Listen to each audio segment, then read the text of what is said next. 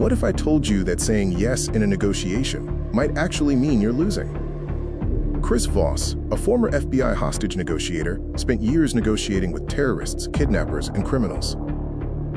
And he discovered something shocking. The goal is not to get a yes.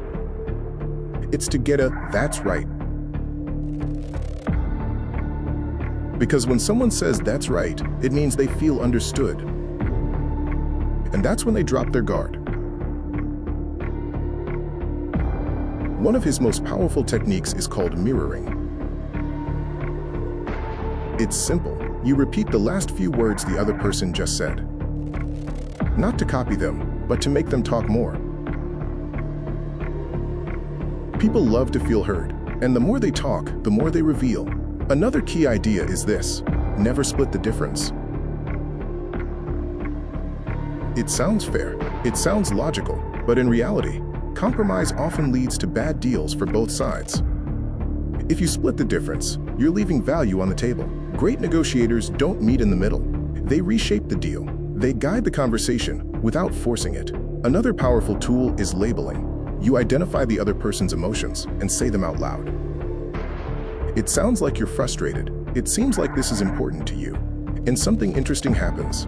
When people feel understood, they calm down. They become more open, more cooperative, and easier to influence. But maybe the most counterintuitive lesson is this: you should aim for no. Most people chase yes, but yes can be fake. Forced, meaningless. No is honest. When someone says no, they feel safe, they feel in control, and that's when the real negotiation begins. Chris Voss also explains the power of calibrated questions. Instead of pushing, you ask,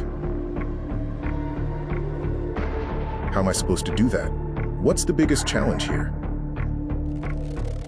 These questions force the other person to think and solve your problem for you, without realizing it. In the end, negotiation isn't about being aggressive. It's not about dominating.